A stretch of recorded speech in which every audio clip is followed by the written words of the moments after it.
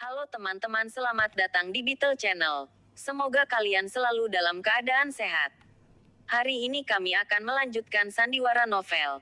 Jangan lupa subscribe, like, komen dan share ya. Terima kasih sudah berkunjung di Beetle Channel.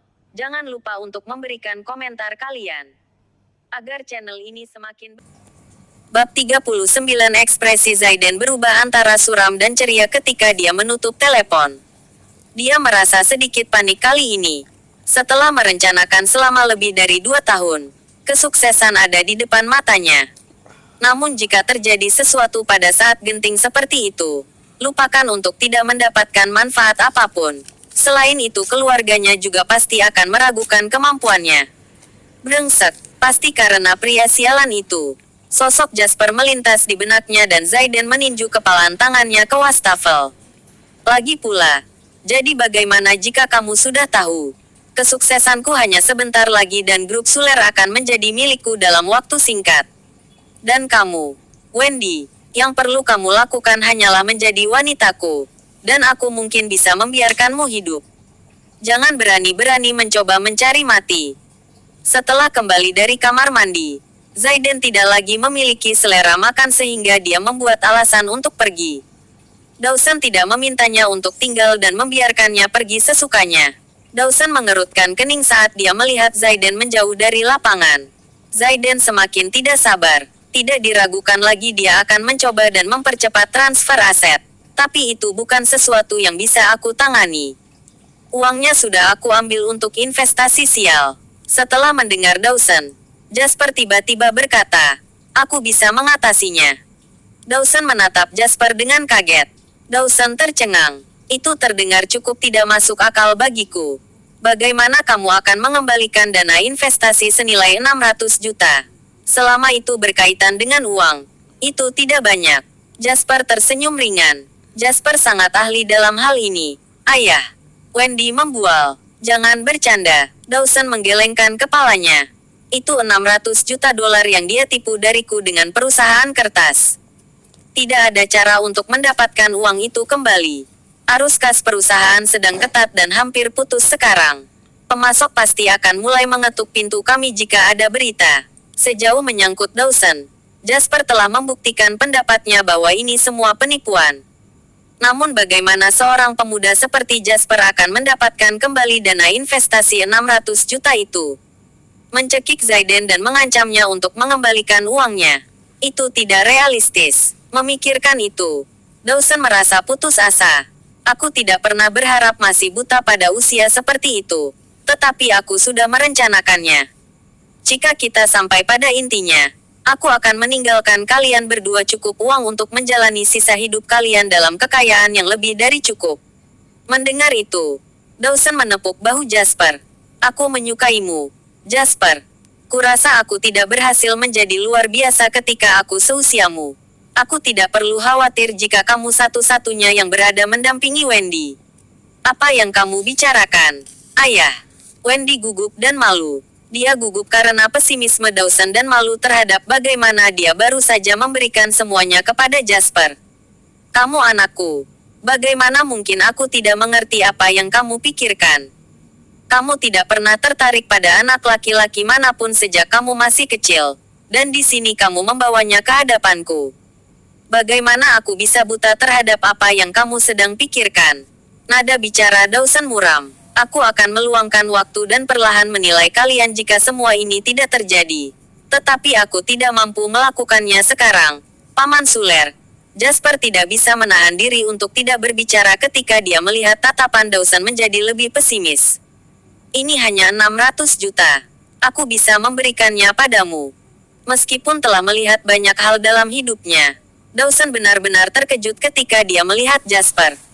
Sesaat yang lalu dia berpikir bahwa pemuda ini luar biasa. Kenapa dia menggertak seperti ini sekarang? Jasper baru saja mendapatkan 3 miliar 100 juta dolar dari pasar saham beberapa hari yang lalu. Ayah, Wendy berbicara dengan gembira. Sorot matanya lebih bangga daripada ketika dia mendapatkan uang. 3. Apa? Dawson mengira dia salah dengar. 3 miliar dan 100 juta dolar. Wendy mengulangi dirinya sendiri. Melihat Jasper lagi. Dawson menemukan bahwa pemahamannya tentang bocah kembali direview ulang. Dia telah bekerja sepanjang hidupnya namun bahkan dalam kondisi terbaiknya, Brook Suler tidak pernah memiliki aset sebanyak itu. Meski begitu, pemuda di depan matanya yang merupakan pemuda seperti itu telah menghasilkan 3 miliar dan 100 juta dolar. Bab 40. Aku pasti bertambah tua. Dawson hanya bisa menghela napas ketika mengetahui bahwa Jasper memang mendapatkan uang dalam jumlah besar dari pasar saham. Jasper tersenyum dan berbicara.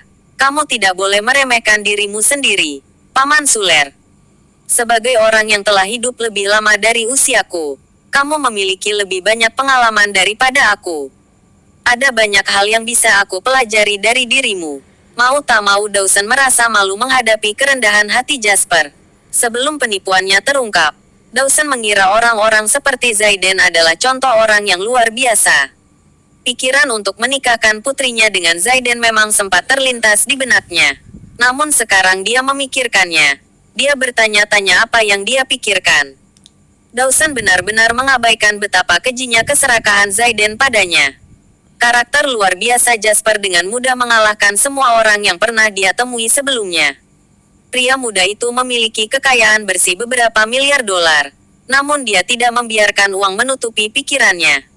Sebaliknya, Jasper semakin rendah hati dan sopan di setiap pertemuan. Apa orang seperti itu? Jika bukan yang terbaik dari yang terbaik. Aku bukan yang terbaik untukmu, Jasper. Dan untuk itu, aku minta maaf. Dawson berbicara dengan tulus. Kamu terlalu baik, Paman Suler. Jasper menggelengkan kepalanya. Aku bukan tipe orang yang suka mencampuri urusan orang lain. Tapi tidak mungkin aku hanya diam dan menonton ketika Zayden memiliki niat buruk padamu dan Wendy. Saat dia berbicara, Jasper melirik Wendy dalam-dalam yang memerah dan terlalu malu untuk menatapnya. Jasper tersenyum dan berbicara lagi. Aku tahu Zayden mengambil uang itu untuk diinvestasikan dalam saham tertentu. Meskipun aku dapat dengan mudah mengeluarkan 600 juta, tidak mungkin aku membiarkannya berjalan bebas dengan begitu banyak uang. Apa milikmu adalah milikmu, dan aku akan memastikan dia akan mengembalikannya dengan tidak kurang 1 sen pun. Apa yang kamu rencanakan? Mata Dawson berbinar saat dia bertanya. Sejak masuk ke pasar saham, aku sudah membeli dan menjual saham dengan mengikuti apapun trennya. Namun aku belum mengambil stok siapapun. Pernahkah kemalu mendengar tentang ide dealer mengambil semua tetapi dalam hal pasar saham, Paman Suler? Jasper tersenyum sedikit ketika dia berbicara. Aku ingin menjadi dealer hari ini. Kamu berani. Aku suka inisiatif dan tantangan. Dawson memuji. Apa yang kamu butuhkan? Aku akan membantumu dalam mempersiapkan apa yang aku bisa. Hanya kantor yang tenang dan komputer. Tanpa sepatah kata pun, Dawson segera menyuruh sopirnya menjemput mereka ke gedung Brook Suler setelah Jasper mengajukan permintaannya. Karena ini adalah gedung perusahaan orang terkaya di provinsi itu. Itu adalah gedung setinggi 66 lantai di ibu kota provinsi dan tempat kekayaan yang dirindukan banyak orang.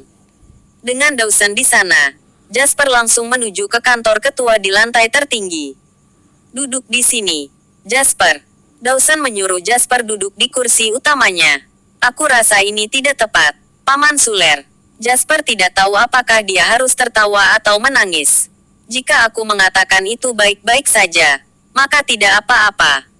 Duduk saja. Dengan bagaimana Dawson semakin puas dengan Jasper, dia tidak lagi peduli dengan semantik seperti itu. Saat itu, sekretaris datang ke kantor dengan nampan teh. Setelah melihat ke atas, sekretaris bertemu dengan pemandangan seorang pria muda yang tidak dikenal duduk di kursi ketua sementara ketua tersebut berbicara dengannya dengan wajah penuh senyum. Sekretaris itu bingung melihat pemandangan itu. Sembari meletakkan teh di atas meja, sekretaris kemudian berbalik dan meninggalkan ruangan yang benar-benar beku. Mengejutkan bahwa sekretaris berhasil melewati pintu sama sekali. Di sampingnya, pipi Wendy merona karena malu. Ayah tidak mungkin berpikir untuk menyerahkan perusahaan itu kepada Jasper, bukan? Ya Tuhan, apakah ini mas kawin saya? Saat wajahnya semakin memerah seperti udang rebus, setiap kali membayangkan, Jasper sudah mengklik buka perangkat lunak pasar saham pada saat Wendy tersentak kembali ke kenyataan. Setelah dikurangi 17.280.000 yang dibayarkan untuk villa, akun Jasper berjumlah total saat ini 3.083.960.000 dolar. Meski tahu bahwa putrinya tidak akan membohonginya, Dawson mau tidak mau merasa terpukul ketika melihat deretan angka panjang yang akan dengan mudah menghancurkan pembuluh darah siapapun di saldo Bank Jasper. Nantikan bab selanjutnya. Jangan lupa subscribe, like, komen dan share.